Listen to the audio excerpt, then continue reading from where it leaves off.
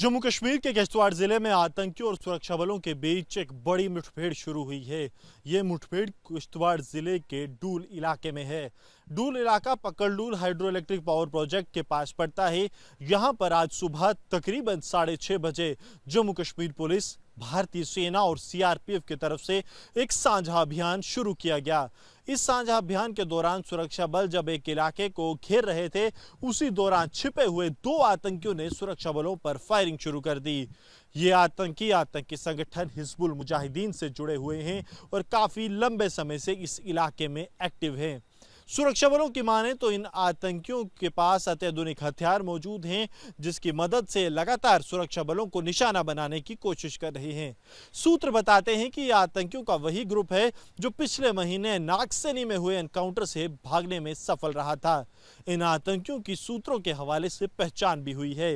ये हिजबुल मुजाहिदीन के A+ category के बड़े कमांडर्स हैं, जिनका नाम रियाज अहमद और दूसरे का नाम मुदस्सिर हुसैन है।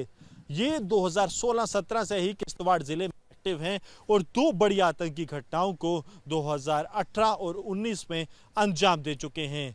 सबसे बड़ा आतंकी हमला इनकी तरफ से 2018 के नवंबर में किया गया था, जब इन्होंने भारतीय जनता पार्टी के 2 नेता अजीत परिहार और अनिल परिहार की निर्मम हत्या कर दी गई थी, जब वे अपने घर से बाहर निकल रहे थे और सरेआम बाजार में इन्हें गोलियां मार दी गई थी। आपको बता दें कि ये दोनों भारतीय जनता पार्टी की अब किश्तवाड़ से विधायिका शगुन परिहार के पिता और चाचा थे।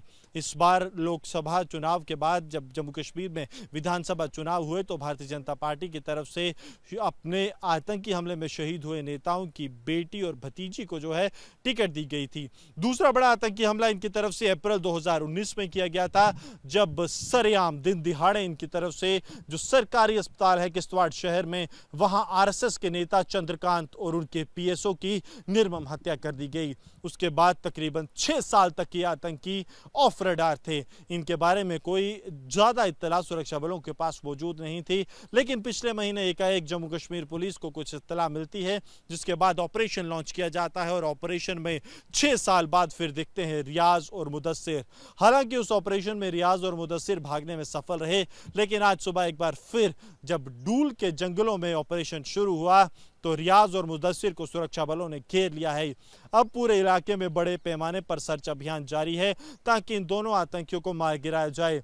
अगर ऐतिहासिक पृष्ठभूमि की बात करें तो किश्तवाड़ में ही हिजबुल मुजाहिदीन का सबसे लंबे समय तक जिंदा रहने वाला कमांडर जहांगीर सरूरी भी मौजूद है, जो तकरीबन 3 दशक से एक्टिव और लगातार सुरक्षा बलों को चकमा दे रहा है। कल जब किश्तवाड़ में पाकिस्तान में बैठे आतंकी समर्थकों के घरों पर रेड्स किए गए तो उसमें जहांगीर सरूरी के घर पर भी सुरक्षा बलों ने एक बड़े रेड की थी और अब किश्तवाड़ के डूल में बड़ा ऑपरेशन जारी है, जिसमें सभी सुरक्षा बल मिल आतंक और आतंकी संगठन हिजबुल मुजाहिदीन के दोनों टॉप कमांडर्स को खत्म करने के लिए लगातार प्रयासरत हैं।